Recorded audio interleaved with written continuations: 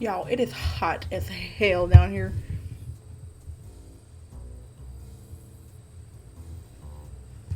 Like, it's so hot. My air conditioner is having so much hard times trying to keep up. It's so hot. Oh my god, I can't take it.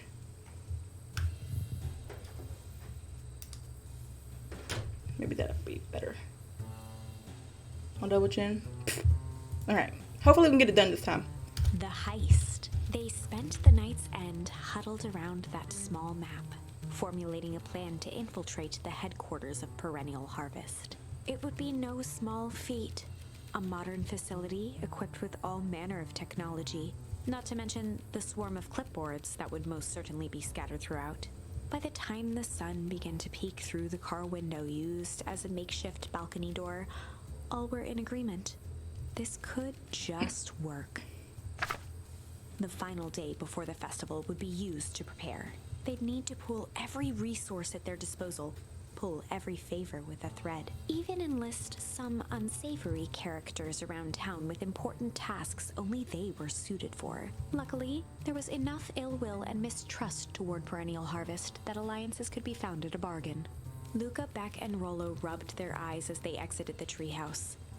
Oh, they They quit. hadn't slept at all that night. There was no time. The festival was to begin in one day, and they each had their assignments. Alright. Quick recap. Rolo, you're going to talk to Roxy cordially. Without her in fits, this whole thing could go bust. Me? Cordial is my middle name. Uh-huh. And how do you plan to explain your He new waved vaguely at Rollo's sizable figure. circumstance? Bah, she'll be so happy I'm alive, she won't even notice. Beck snorted an involuntary giggle. I don't need that. And Beck, you're sure Ilona, I can't remember how to say it, won't just shoot this whole thing down when she hears it? She'll listen. Once she understands the danger Nellie is in, the danger we're all in, the plan will make sense. Okay. That leaves me with Jeff, then Iggy. How are you going to persuade them? I'll think of something. They each looked at each other with sleepy confidence. And nodded. Well, Godspeed.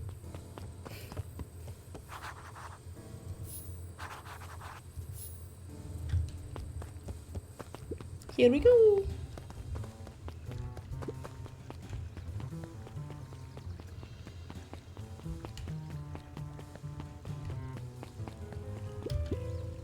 Undaunted, he shook his head. Over? No. Endings are merely a state of mind. This doesn't end until I give up. Wow. I admire the conviction, but can he really pull through? Maybe this is the one. Oh, my little cutie Dawn. I love you.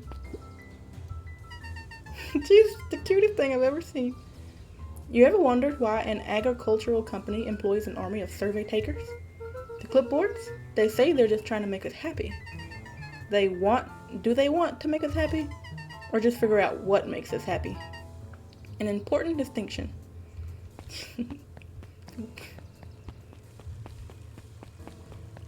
Where would they be?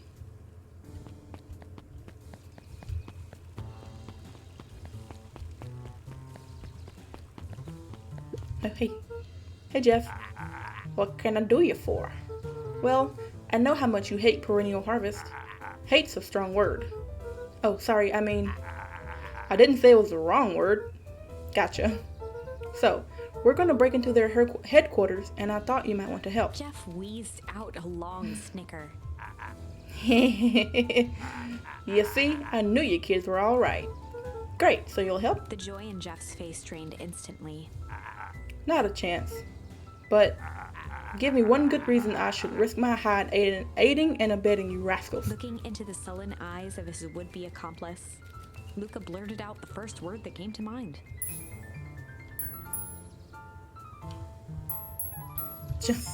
Junk. Yeah, what of it? Sonny, I got more junk than a king has copper. Ain't interested.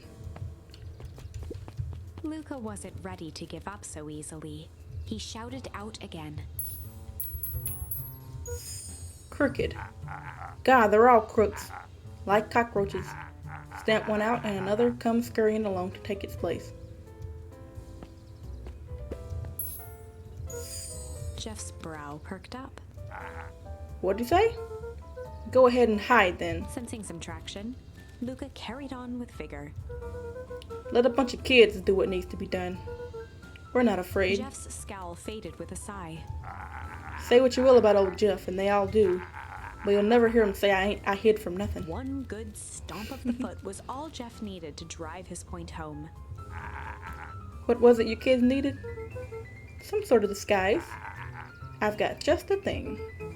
And while we're at it, that crate should come in handy. This ain't going to be free, you know. I'm thinking 5 bags of sour gobs should cover it. Put it on my tab. Luca offered out his open hand to seal the deal. With a firm and dusty grip, Jeff reciprocated. Done. Swing by first thing in the morning. And I need Iggy. And Tish. Look at the birdie up there. And the clothesline. Oh, that's cute. Who lives there? Is it Joseph? Hey, Tish. Look who it is. Luca, are you here to try to tickle us to death again? Look, just hear me out. Iggy raised an eyebrow suspiciously. We're listening.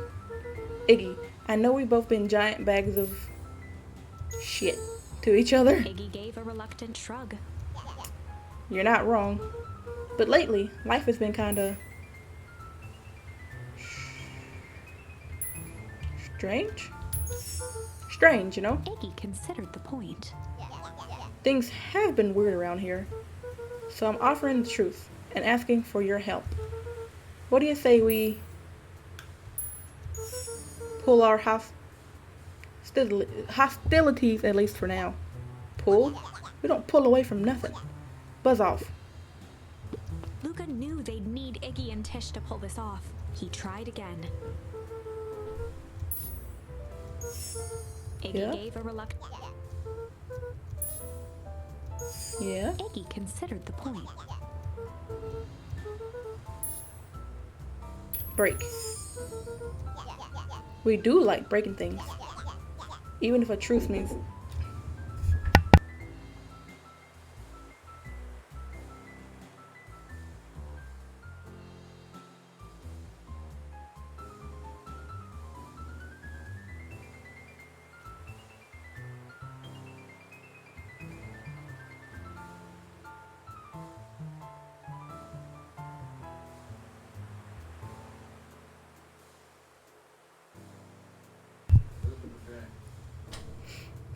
Even if a truth means less breaking things. What if I told you there was a way to have a truth and break things? Stuff. Go on. I need you to call a distraction so I can sneak into Perennial Harvest HQ. A wild-eyed grin spread across Iggy's face. My. Luca Van Horn. I'm impressed. And after all this is done, maybe you and Tish can come hang out at the treehouse sometime. Iggy glanced over to Tish, who nodded in agreement. Fine.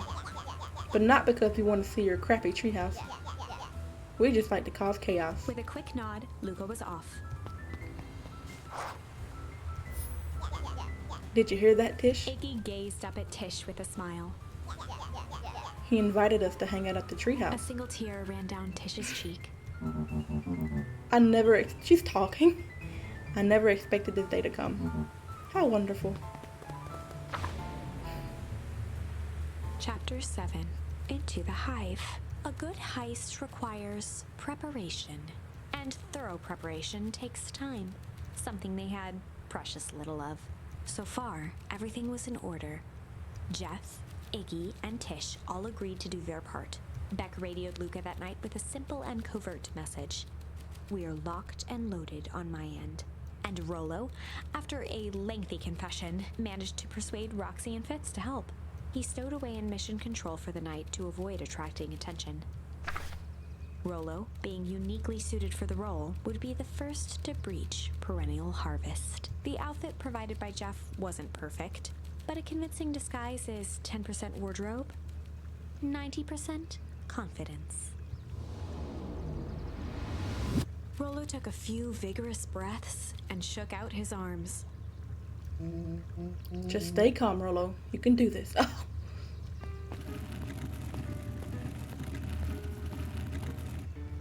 His stash.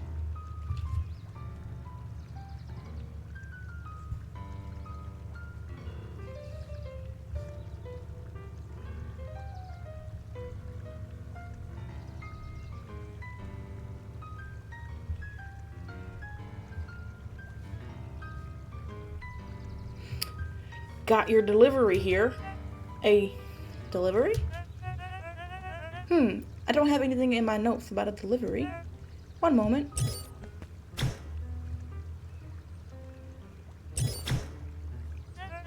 I'm so sorry, but there's no delivery scheduled for this morning.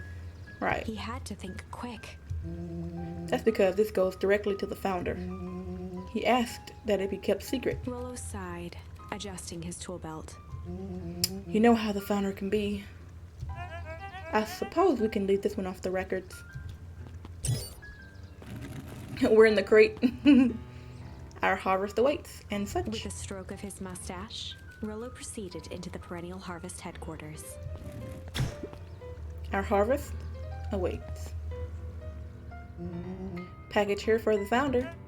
Oh, I didn't hear anything about... Yeah, this is a need-to-know kind of thing. I'll just check... He stammered and flipped through the pages of his clipboard. This goes directly to the founder? I don't have time to fill you in. Oh, I see. If you could just complete this form. Rollo interrupted with urgency in his voice. Every time with the forms. Look, if you want to explain to the founder why I'm late, well, it's your funeral. I'm sorry. What did you say your name was again? Rollo panicked. Our harvest awaits. Sir? That's a restricted area. Excuse me, sir. Our harvest awaits. Ready to light this candle, Tish? Yep. Suck on this perennial ham fists.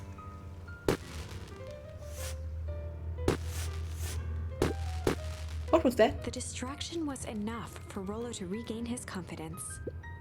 Just open the damn door. I've got a job to do. The clipboard fumbled around in a frenzy. I should check on that noise. Oh, come on. Just buzz me in already. Okay. Ha ha ha ha. Phew. That was close. Our harvest awaits. Hey, I figure when in doubt, stick with the classics. Well, that was a close one. But you pulled it off. Nice work, Rollo. Alright. Everyone knows what to do.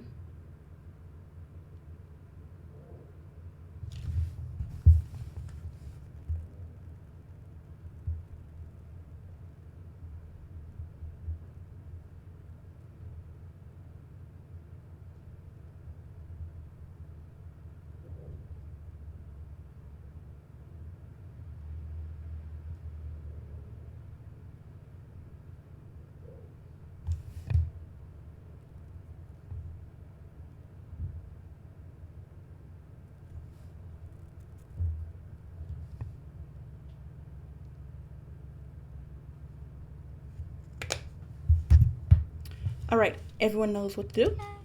Yep. Deep engineering is to the north. I'll go with Beck, in case you need some muscle. I'll head east to the founder's office. You two be safe.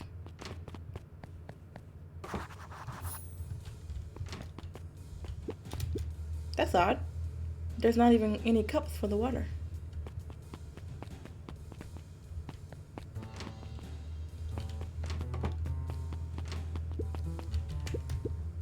This whole place just feels fake. But of all things, a fake plant?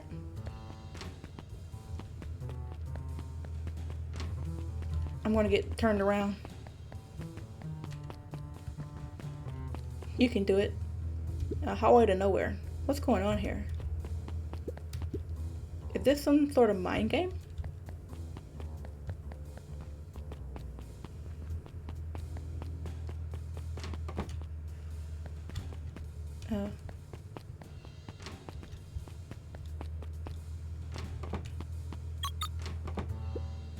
Solomon? Solomon stopped in his tracks.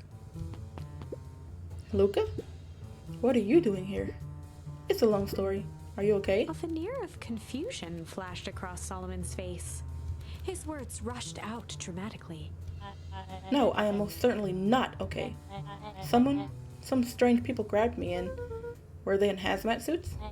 Yes, how did you know? They brought me here and locked me up, and when they were distracted, I ran. Dang, okay, you should stick with me. We've got a plan. Solomon's facade briefly faltered. We? Yeah. Rollo and Beck are headed to deep engineering. Thank heavens you found me. We've got to get out of here. We can't leave just yet, but they'll catch us again. I've got to do something first. When you were running, did you happen to see a door marked Founder? Founder? Why are you looking for him? I'm not. I just need to get into that office. Now that you mention it, I do think I saw a door that said Founder. It was just down this way. Luca happened to notice a plaque above the door. Office of the Founder. Knocking comes with consequence. Oh, here it is. So it is. It's pretty lucky that I ran into you, or else I might have missed it. Truly Luca fortunate. tried the handle. Locked. Solomon leaned forward to examine the mechanism. Regrettably, it seems to be some sort of electric lock. I don't see how we could possibly defeat a lock like that. Luca smiled and looked at his watch. Let's just wait a minute.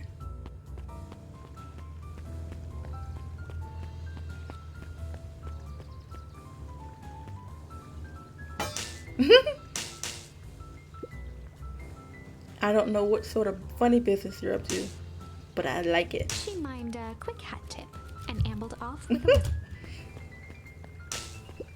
Howdy. Good afternoon. The light on the keypad changed from red to green. How did you do that? It's good to have friends.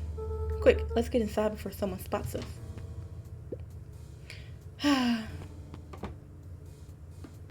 Luca switched on his walkie-talkie. Rollo, I'm in. As expected, there's a control panel. Great timing. We're stuck at a locked door marked 24601. Need you to get us through. What if someone catches us? We should get out of here. I'm not leaving my friend Solomon. On the computer screen, a green cursor blinked in a password field. Surely you don't have a way to get around the password. Luca pecked out his best guess. Underground secrets. The screen blinked to life. Columns of green numbers glowed on a black background. How did you just guess that? Oh, it's this absurd password Rollo heard when he was down here before. It's funny how someone arrogant enough to call themselves the Founder uses such a basic password. No. Or they were thinking several moves ahead, not expecting anyone to get something so simple. These villain types always end up outsmarting themselves. Solomon's jaw clenched into a half smile. Your powers of deduction are as impressive as your luck. Luca quickly scanned the columns for number 24601. Rollo, I think this should do it. Bingo bango. Doors open. Luca, you never fail to impress. What is that slippery lout even doing down here? We have a friend whose mom is in trouble. We're here to get her out. I see. Okay, Luca. I think we're close. The next door is marked 1386. Once again, Luca scrutinized the numbers on the screen. In that moment of distraction, Solomon reached forward and pressed a large red button. Maybe this one opens the lock. Crap, we've got company. Luca, must go faster. One sec, I can't think with all this He noise. quickly skimmed the screen with his finger. Here it is. Go, go, go.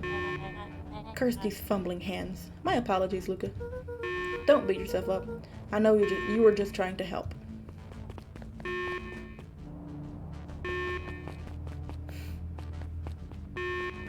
They gonna go to the dead end? Oh man, no water cups. Rollo.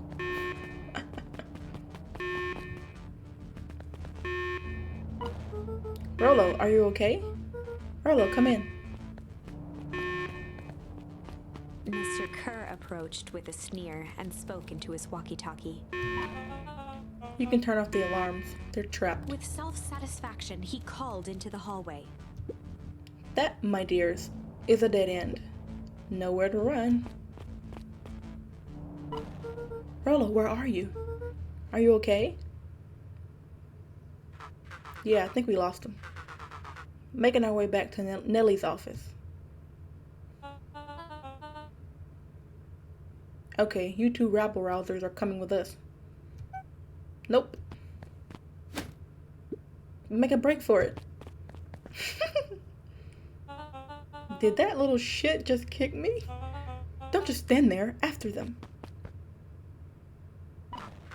Okay, I think that worked. Roxy and Fitz have them all on a wild goose chase. I am having trouble following what just happened.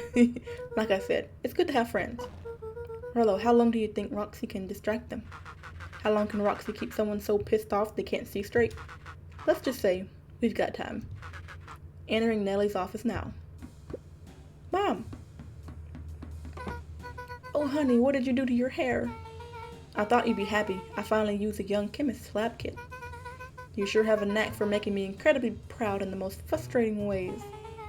We need to get you out of here. We? Who is your adult friend? Oh, I'm not an adult. Ever heard of a growth spurt? I had more of a growth spew. No, that's not possible. Nellie leaned over to examine his teeth. Substantial banding on the enamel of the molars, consistent with the Tempest liquamine exposure. Is that what you call the gunk they forced me to drink? You drank it? Oh no. They told me it was only being tested on plants. Oh, Beck, sweetie, I promise I didn't know. Mom, what the hell is going on at this place? I was brought here to work on the discovery of a lifetime. A novel chemical compound was discovered under Beacon Pines in a wellspring they call the Source. They named it Tempest liquamine. It pulls energy from its surroundings in order to fundamentally alter matter's relationship to time. It was the secret to Valentine's fertilizer. They harvested the source, infusing small amounts of Tempest liquamine into the product. It worked wonders, drastically accelerating plant growth. Crops would be ready to harvest in a fraction of the time. But it led to complications. The foul harvest. Perennial Harvest came in to clean up the mess, to succeed where Valentine failed. But Tempest liquamine is rebellious. Rebellious? You can think of it as a manifestation of change itself. It's volatile by its very nature. So the more you try to force it to do a specific thing, the more it resists. Yes, I can relate to that. My role was to finish the work of my predecessor, Dr. Prescott, harnessing Tempest liquamine to reliably manipulate an organism's age. Just imagine how many people we could feed. Mr. Kerr was very insistent that we achieve a successful result before today's festival. But you didn't, right? Nellie sighed. You know how much I love a good puzzle. I poured myself into the problem. It wasn't long until I discovered oddities in Dr. Prescott's notes. Oddities? They contained obvious errors, mistakes that someone of his reputation would never make. So I fixed them, and now I get to replace my entire wardrobe. I really am truly sorry. Meh, those clothes were all hand-me-downs anyway. It sounds like Dr. Prescott figured it out, got cold feet, and intentionally sabotaged his own work. I had considered that possibility. I sent a letter asking him to clarify his thinking. Not Mom? Dr. Prescott is dead. Kerr had him killed. What? I overheard them talking about it on the radio. It's why we gotta get you out of here. Like, now. Wait, the vial. I finally solved the chemical equation allowing direct control of aging. Mr. Kerr picked it up just before you came. All the more reason we gotta hightail it. Luca, we've got Dr. Motwell heading your way now. Roger that. Be careful. Alright, everything's on track. And what is your plan for escape? We'll go over everything then when they get here. In the meantime, maybe we can dig up some more info. Malice 80 proof whiskey. A hard drink for a hard man. Wow, even his alcohol is arrogant. Solomon muttered inaudibly. I should just smother you right now. What's that? I said I shouldn't bother you right now. Don't be silly. You're no bother at all. He got the darts. Poor little dog. I forgot his name. His son. The mayor. Let's see what else this bad boy has on it. Security system. Time card logs. Payroll. You know, for being so evil, this guy sure is boring. Solomon once again muttered under his breath. Just you wait. Huh? Oh, nothing. Luca tugged on each of the cabinets. Dang, this must be the good stuff. They're all locked. Perhaps he's not as careless as you suspected. The chairs! I mean, the books on the... Because he can't... He's so small. It looks like the founder was helping Kerr plan the festival. Why would such a secretive leader be obsessed with a party? Only time will tell. Luca held his hand up to the ashtray. Still warm. He must have been in here recently.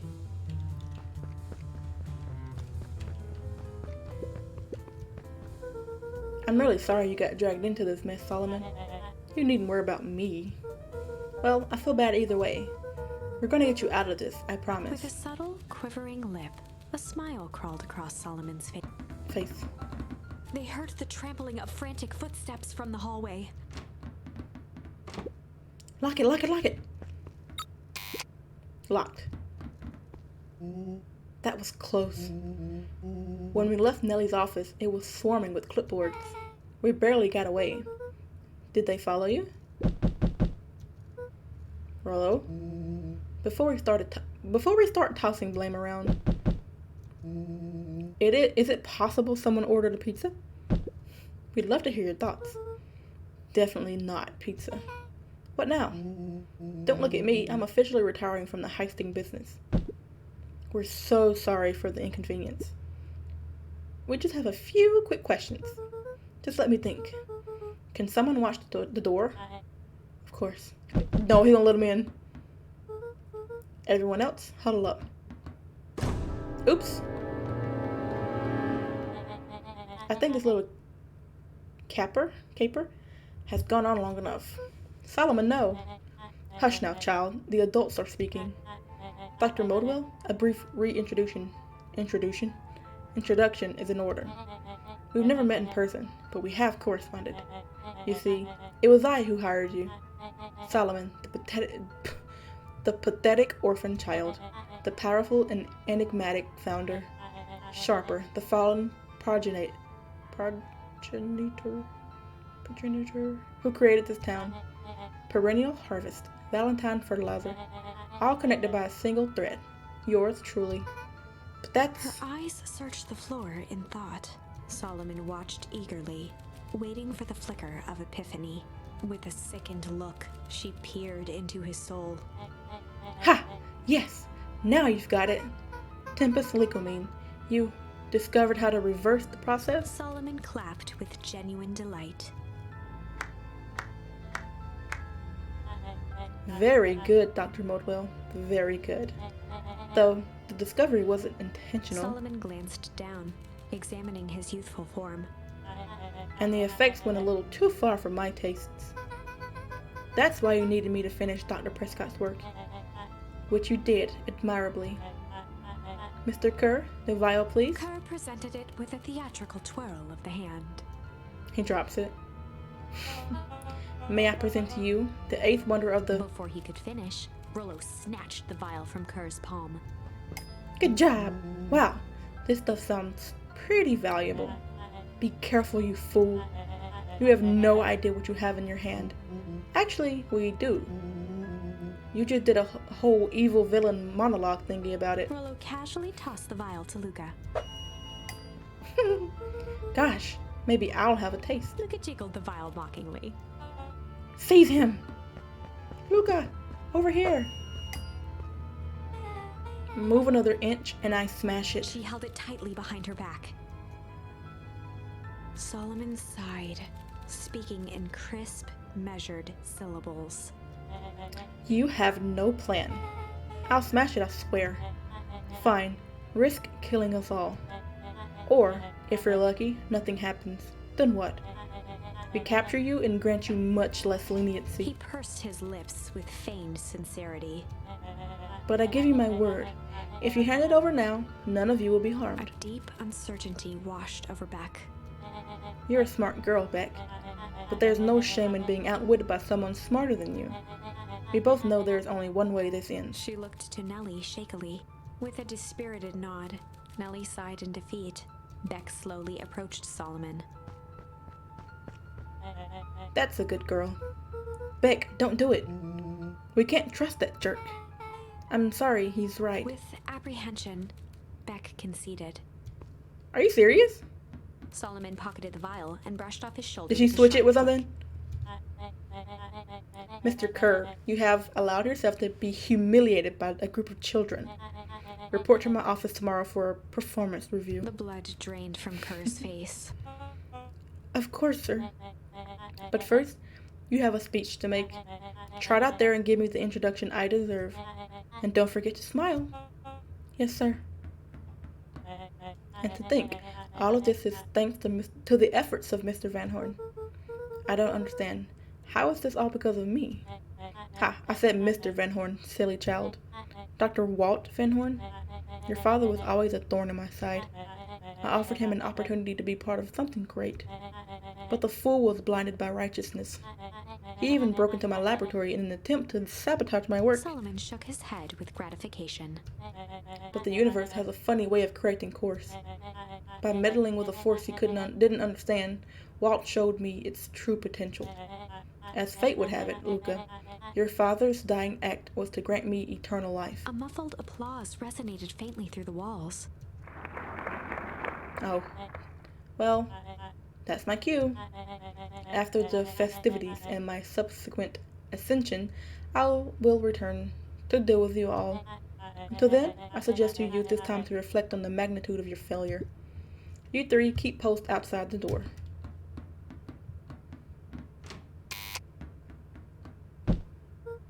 Well, crap. I can't believe Beck sold us out like that.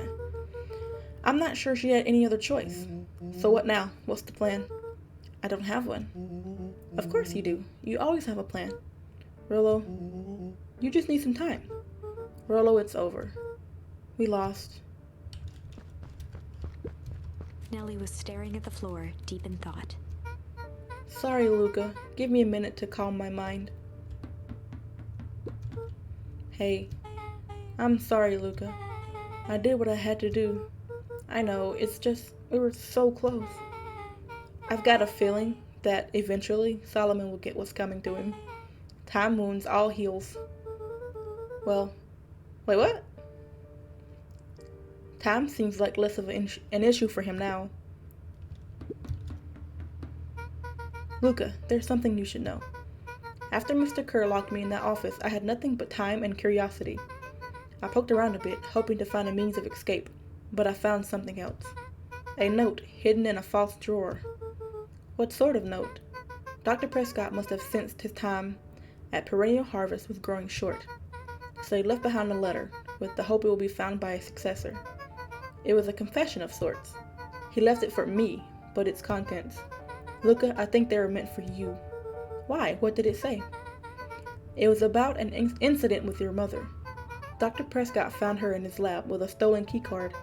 There was an accident. She had been exposed to extreme amounts of liquamine. The color dropped from Luca's face. Is she? She survived. Dr. Prescott decided to help her recover. He no longer trusted Perennial Harvest, so he kept her whereabouts a secret. Over time, your mother led him to reconsider the purpose of scientific discovery. Science is often at the vanguard of change, but that doesn't mean it's always right. He realized that no one should have control over something as powerful as time itself. I now believe that's why he began to intentionally sabotage his own work, and it cost him his life. That's a reasonable conclusion. Luca was overwhelmed with emotion. But if she's alive, where has she been? Where is she now? A sudden explosion sounded from the hull. Chapter 8. Comeuppance. Ears still ringing, Gran picked herself up off the ground. Through the dust and smoke, she looked over to see Mrs. Fratelli helping Hiram Tolliver to his feet. She'd had to beg, borrow, and steal to acquire those explosives. How many nights had she spent visualizing how she'd use them to make things right? And now, her one shot at destroying the source, that damned hole that swallowed so much of her life, was gone. Traded for this jagged hole in a wall and a foolhardy shot at rescuing Rollo. With Fratelli and Tolliver at her side, she stepped through. It was a strange feeling. The last time she'd stalked this maze of hallways, it was in a different body. They quickly rounded a corner to find a group of clipboards guarding a door. Something worth guarding is probably something worth seeing. She leapt forward, brandishing her cane. If her last chance at vengeance for things lost was truly gone, she would just have to fight to keep what she still had.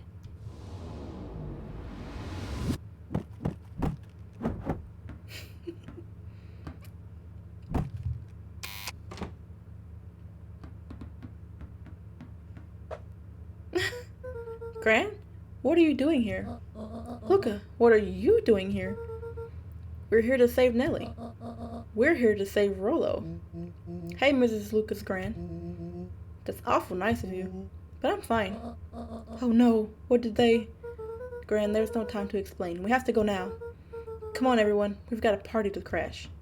They made their way out from deep within Perennial Harvest, just as Solomon finished up his speech. Thankfully, we can dispense with the formalities from here on out. Solomon pulled a glass vial from his pocket. We've got to stop him. In one smooth motion, he downed its contents. A triumphant smile grew across Solomon's lips. No! Well, I guess that's it. We lost. I wouldn't be so sure about that.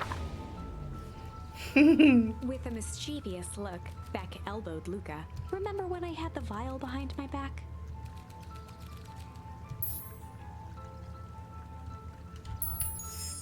I might have tweaked his wonder potion with a little malice.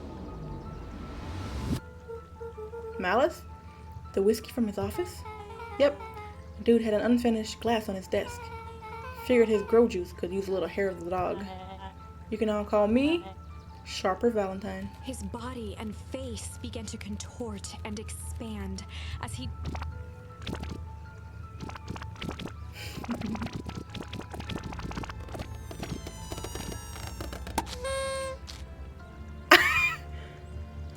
What the? Now that's what I call 80 proof whiskey. Damn, dude. The crowd gazed in stunned silence at the now empty stage. The quiet was broken when William Kerr sprinted off stage and into the distance. He was never seen around Beacon Pines, or anywhere else for that matter, again. Watching the silhouette of Kerr disappear over the horizon, Luca began to laugh. First, a low chuckle that became uncontrolled, heaving laughter. Through his tears, he was vaguely aware that the crowd had begun to laugh with him. The end.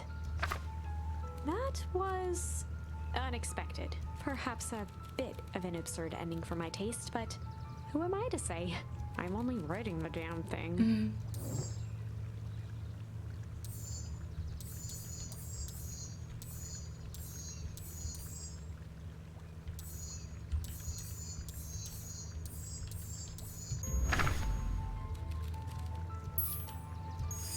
I might have tweaked his wonder potion with a little junk.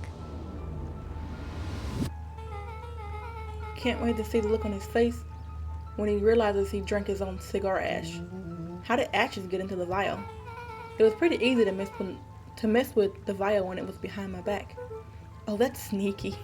Well, it's a bad habit anyways. Pa always says, bad habits are like 50-yard field goals. Field goals. Huh? Hard to kick. You can all call me Sharper Valentine. His body and face began to contort and expand as he disappeared into a belching green mist.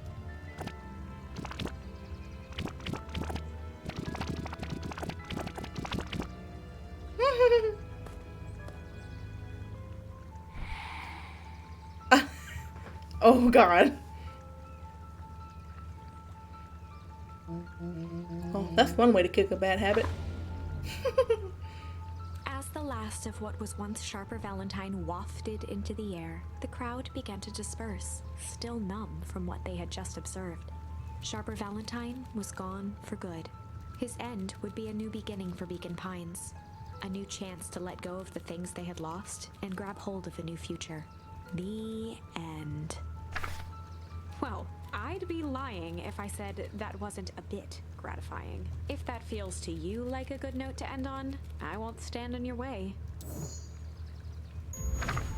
Oh, we'll try the last one. I might have tweaked his wonder potion with a little change. Like pocket change? Your unlucky penny. Yeah, I plopped it in the vial when no one was looking. What's that going to do? No idea. That's the beauty of science. Now we observe. Yeah. His body and face began to contort and expand as he disappeared into a belching green mist.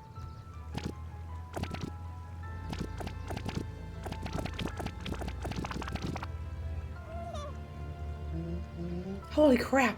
He's a baby? Yeah, but he's still Sharper, right? What he was no longer matters. Aww. This is an innocent child. I apologize for all the harm my father has caused you. Eris awkwardly cradled the squirming child. She looked to her brother, her voice shaking with uncertainty. Augustus, what do we do what Valentines always do. What must be done. I'll hurry home and prepare a crib for young Sharper. That would be a great help. Thank you. She looked back down at the infant with equal parts kindness and terror in her eyes. With a shake of her head, Eris addressed the crowd with a stern scowl. Okay, everyone, the show is over. You may leave now. Epilogue. Beacon Pines' coldest summer on record came and went without much fanfare. Folks shared what they had and none were left wanting. The new school year was ushered in by the falling leaves of autumn. After everything Luca, Rollo, and Beck had been through, middle school was bearable. The chill of winter didn't seem to bother people much. They kindled a hope for a better future in their hearts. When spring arrived, farmers planted their crops with a sense of joy and optimism. And as the dawn of the first day of summer came again, its light slowly spread through the shallow valley. It crept over the town square, across the river, past the neglected welcome sign, and came to rest on a young boy sleeping at dawn, his mind at peace, knowing he is here for a reason. Is they gonna say anything about the source? Like, you're gonna get rid of it, or you gonna tell?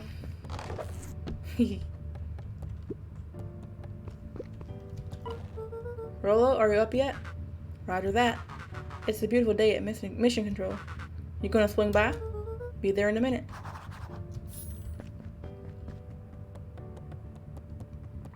Over time, Eleanor began moving Walt's old things out of the closet and into storage. You're not gonna say anything about the source? Eleanor had moved back into her bedroom. How did he know that it's the... And now that she wasn't sneaking out late, she even slept there most nights.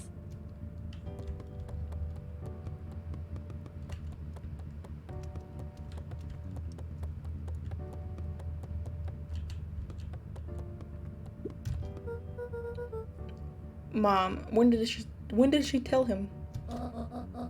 You go on without me. I'll meet you there. I've got a batch of jam to finish jarring. It's funny. I only started making jam as a way to send messages without anyone noticing. But now, I enjoy it.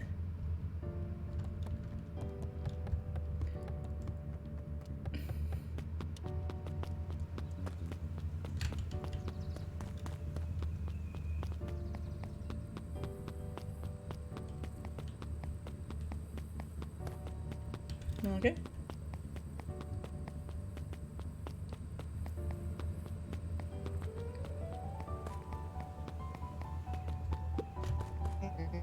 I heard you and Rollo have big plans for that little treehouse.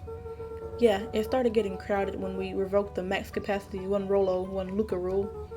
So, we decided to expand. But at least we got some help with that. How's the internship at Nellie and Ilona's shop going? It's been great. I'm hoping it helps me get into the School of Agriculture up at State. Also, Nellie said she'd write a letter of recommendation, which would be huge. I can't help but worry about leaving Rolo. He's grown up so fast, but he's still my little brother. Yeah, he had a heck of a growth spurt. I don't just mean grown, literally. This morning he was up and finished his chores before I even had breakfast. Well, some of that I can't read. Some of that might be his excitement about the treehouse renovations. Don't tell him this, cause it'll go to his head. But I'm really proud of that little punk. I'm sure he feels the same way, but he's just too dang proud to tell you. I know.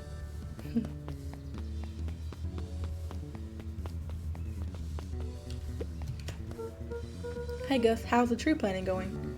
Couldn't get better. Be better. I'm so grateful for Ilona and Nellie for letting me help. I just wasn't built to be a mayor. Too much bureaucracy.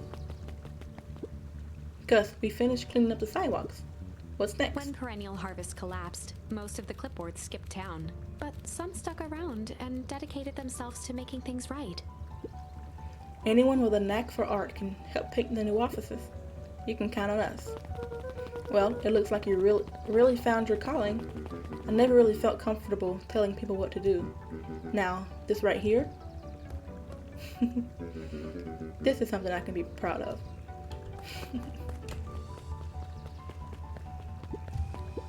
How's the napping this morning? The most underrated part of a good nap is the view. And the view is getting greener every day. Nice. I see you decided on a name. Yep, we had to clear out all the old stuff before putting the final touch. Slow and Dirty Harvest is now official. I like it. It was actually Nellie's idea. There's still a lot of work to do with the name. And the name serves as a reminder. Just because progress is important doesn't mean change should happen fast. In fact, I've learned that the more you care about something, the more important it is to take things slow. Our motto is, go slow and fix things. Amen to that.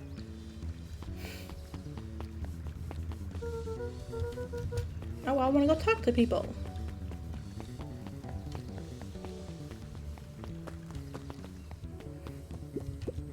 Luca, get this. I managed to reel in an actual fish this morning. Seriously? Yeah, and honest to goodness, flip-flopping, swim-swamming fish.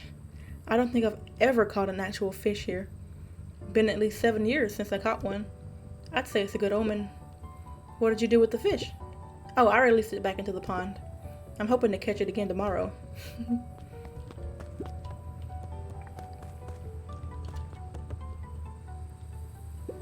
A little higher. Yep. A little lower. Yep. Little higher. Yep. I'm telling you, the angle isn't the issue. We need more power to the radio. Luca, there you are. Would you tell him it's not an angle? Hey, I'm not in charge of antenna redesign. Fine. Iggy, just don't do anything drastic until we get back. Who, me? Tish, you're in charge while I'm gone. Yep. That'll be fine, right? It'll be fine. If we really want mission control to turn to something bigger and better, we have to loosen our grip a bit. You're right. Lead the way.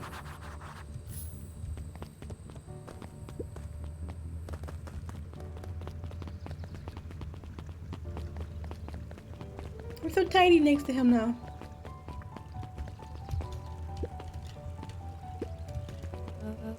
Young Mr. Van Horn. How's little Sharper doing? Young Sharper seems to enjoy nature more than I. So we do a lot of strolling these days. Has he, attempted to crawl out of his crib and plot world domination? Yeah. Thankfully, no. I spoke at length with Dr. Modwell, and she feels that Sharper's infant mind was not developed enough to retain his previous memories. For all intents and purposes, the child is unmolded clay. That's always a little nicer the second time around. That is the objective, yes. But really, all I can do is try and hope. Two activities I am endeavoring to find less distasteful. Well, I think you're doing a great job. And the whole town is ready to help out however we can. I can't wait to teach him how to throw a baseball. Eris did her best to ignore the tears welling in her eyes. That would be acceptable.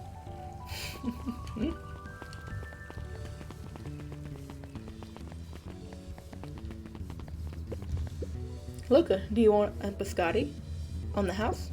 I don't really have time. Zariel, you gotta come and see this. I finally did it. I pulled the perfect espresso. Oh, Lumi, if I didn't know better, I would think you're proud of something. As if. I know it's too late. You're now officially a person that cares.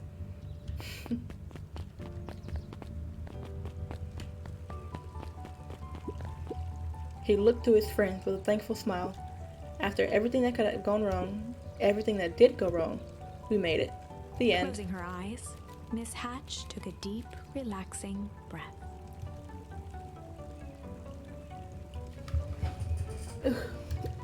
Oh, hello, Luca. How are you? Really good, actually. That's wonderful. Did I miss anything? I think you're pretty much up to speed.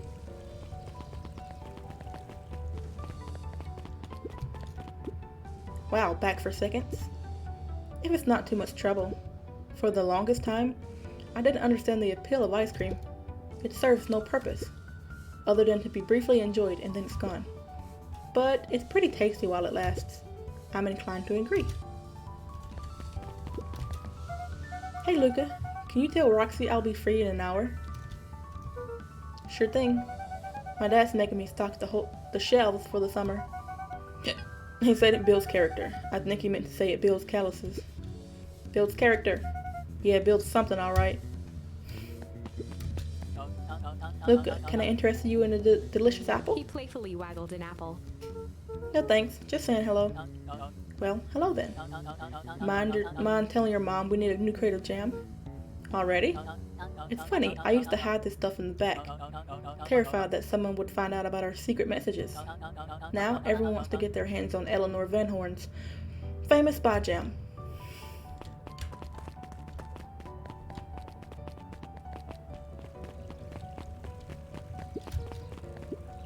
What's today's news that he's knowing? I'll give you tomorrow's headline today. Our old friend Patrick C. Montesquieu, aka William Kerr, just performed a stirring rendition of The Iceman Cometh at the state correctional facility. I heard there wasn't a dry eye in the house. Well, I guess he has plenty of time to work on his craft. Where's my cutie Dawn? Hello. I'm glad you swung by. More follow-up questions for your story? Nope, I got everything I need. Thanks again for that. I sent a draft of the story to a reporter in Capital City, and they offered me an internship. Of course they did. You're an amazing reporter. I don't know about all that. A story about a phony corporation that picked up an entire town of people and moved them to cover up a massive illegal mine shaft full of incredibly hazardous chemicals? Sort of writes itself, if you think about it. Just don't forget us when you become a fancy big city reporter. Capital City isn't that far away. I'm going to have to come back from time to time to check in and see what sort of new trouble you got yourself into. Sorry to disappoint, but my adventuring days are over. Ha! We both know that's not true. What makes you say that? Call it a reporter's intuition.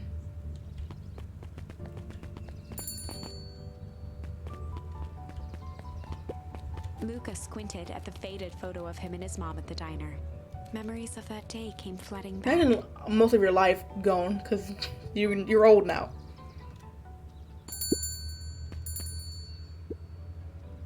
But I can talk to everybody?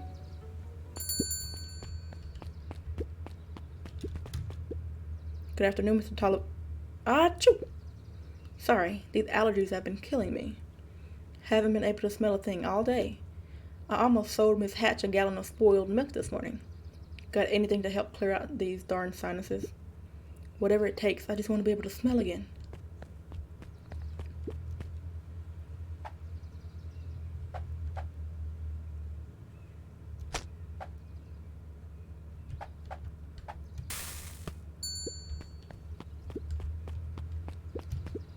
call this one a cod for the common cold. Oh my, that's spicy. And stinky. I'm sorry, I'll try again. No, don't you see what this means? I can smell again. Looks like your father isn't the only doctor in the family. Hey, Miss Hatch, what can I get you? Oh, I'm not terribly hungry. Something snack size if you could.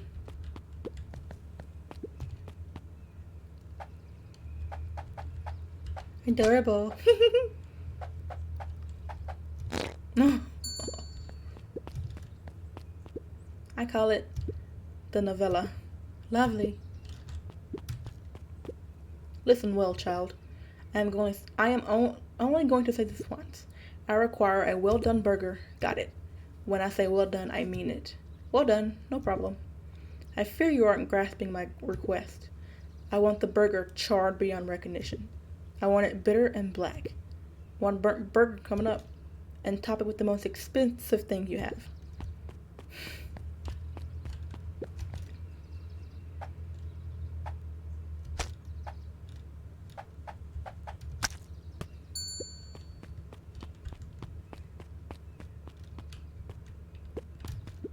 May I present the roll you're burnt? I can hardly believe it.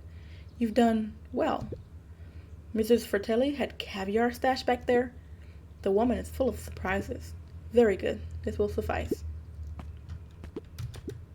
This just in. The last chance diner overrun by gremlins. I'm not a gremlin. I'm Luca. Mr. Wilder adjusted his monocle jokingly. I stand corrected. In that case, would you believe I have a craving for a burger? You've come to the right place. Indeed, I'll have a nice, juicy burger topped with an onion.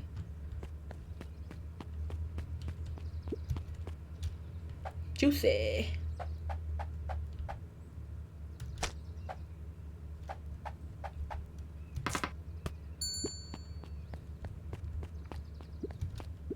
Here you go.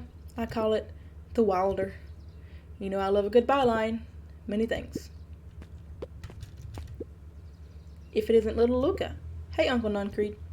How come you haven't been around the house lately? Well, your dad and I had a little disagreement is all. How's he doing? Has he mentioned me? Not really. He's been busy lately. Sometimes he doesn't come home from work before bedtime. Is that so? Well, tell him I'm thinking of him. You seem sad. Nonsense. What can I get you for lunch? Fact of the matter is, I don't have much of an appetite right now. But Uncle Nuncreed, you gotta eat. I'll make you something special. That'll cheer you up.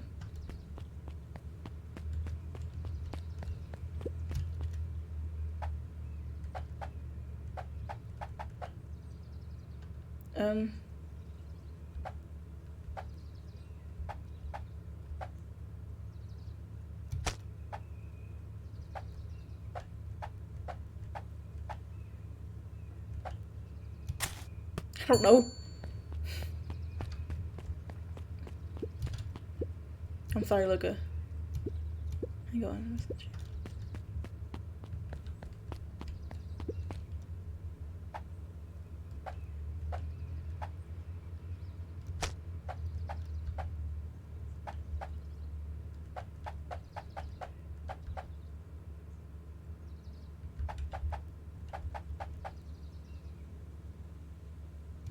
I don't know.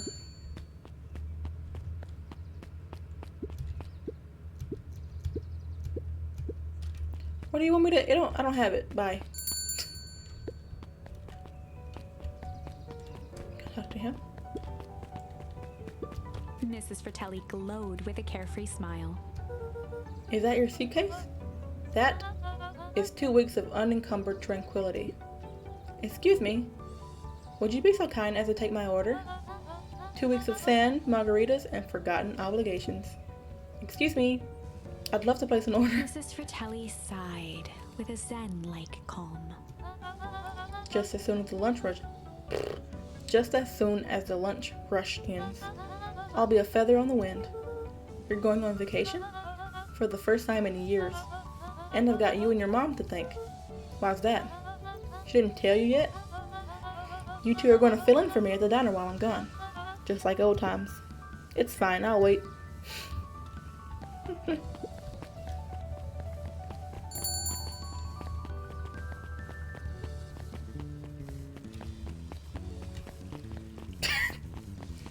say I'm hungry.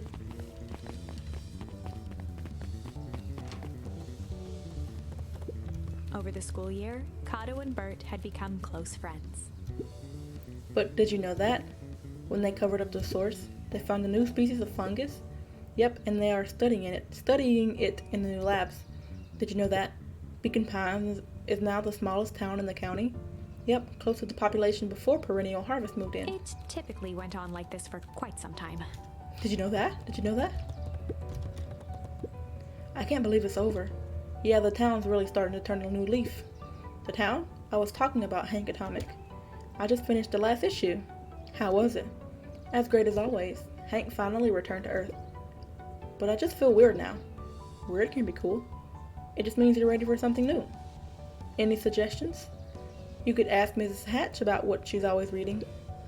She seems to really enjoy it. Huh, maybe I'll do that.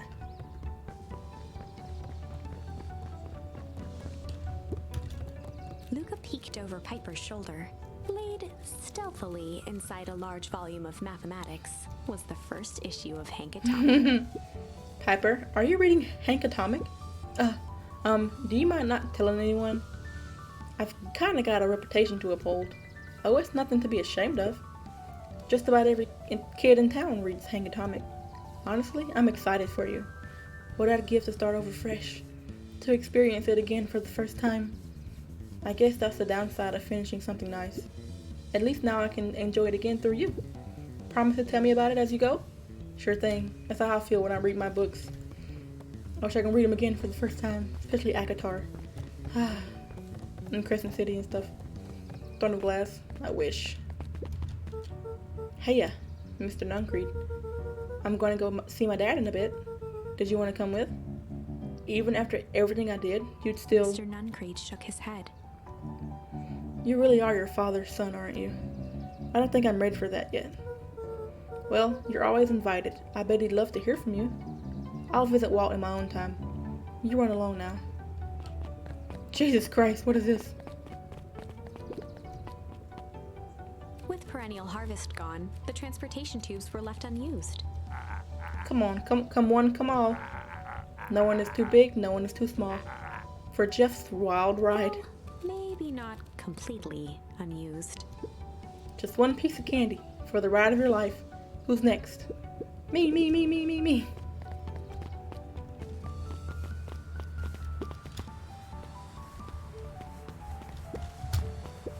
Guess what? Yesterday I saw Dynasty's Titius. And that's good. It's great. I haven't spotted one of those in years. At this rate, Beacon Pines is going to become the bug capital of the county. You and these bugs, my guy.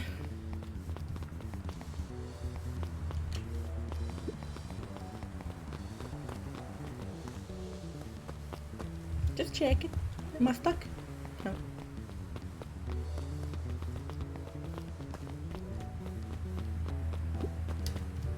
Luca peeked up at the beehive. It appeared to be deserted. That's strange.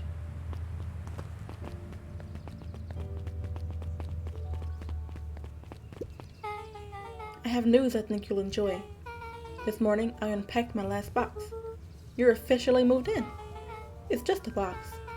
Let's not blow this out of proportion. It sounds an awful lot. Oh my god. It sounds an awful lot like putting down roots. I guess I've decided this place is root worthy. You're going to be stuck with me for the foreseeable future. I do have to warn you, most years aren't going to be as interesting as this one. I think I'll manage. Ready? Before we go, there's a bit of a surprise.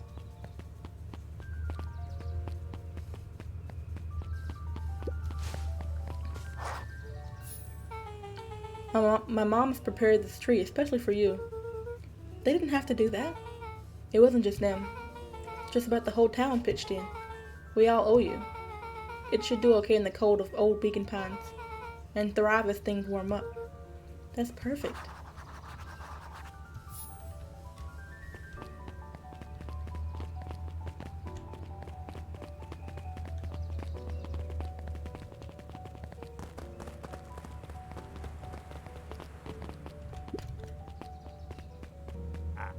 Ah, you got it. Now that's a good looking tree. Being a special occasion and whatnot, the ride's on the house. This ride. You're gonna want to hang on tight to that little tree.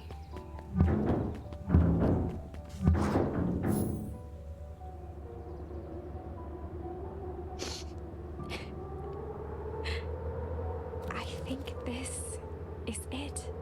The end I've been waiting for. Honestly, I'd begun to lose hope of ever finding it. But then you came along. I don't know exactly how to thank you. It's hard to explain how much this means to me. It's funny, now that our time together is finally ending. I'm at a loss for words. Let's just watch the end together. Done. A good little tree. The best little tree. Thank you, children. This means a lot. Yeah, thanks for everything. Shucks, I only did what any super awesome best buddy would have done. We should probably give you some alone time now. You good?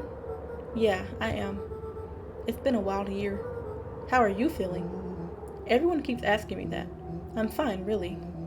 Pa always says the only fitter thing than a fiddle is a cello. I feel like a dang cello. Well, if you ever stop feeling like a cello, I'm here for you. I know. You don't even have to say it. You two make an awesome pair. Excuse me? We're a trio now. Yep. Thanks. There's just one thing missing now that you're a part of our group. Missing? Let me tell you a little story about a man named Hank Atomic. Oh God. I won't be long. We'll be waiting for you back at the phone booth. I found the perfect way to start our summer. You said that the last time. You've got some good friends. I'm so proud of you. Your father would be so proud. I know. Mom, can I ask you a question? Do you ever dream about Dad? Not a night goes by that I don't. Are you ever afraid that you're going to forget him? Forget what he looked like? Forget his voice? No, because so much of him lives on in you. He loved that old tree, but I know he would have loved this one more. Because his two favorite people planted it. I'll give you two a moment.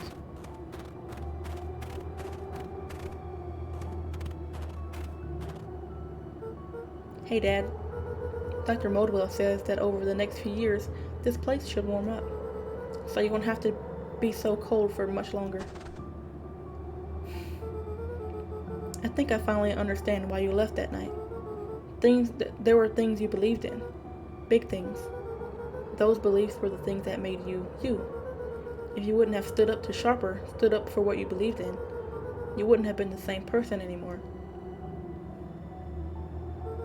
You had to go, but that didn't mean you loved us any less.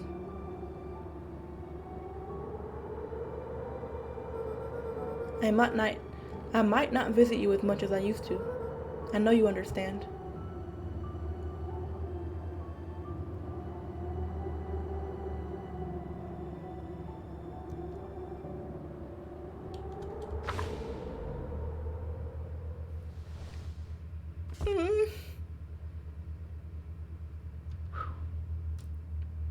Oh. That was the cutest little game. I liked it. I didn't think I would like it as much as I did. I went into it like, I needed something to play, and it was on my list for a while.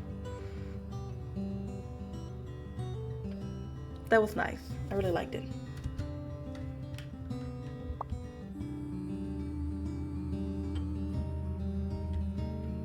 Well, that was fun. That was cute. Thank you for watching, and I will see you guys next time. Love you. Bye.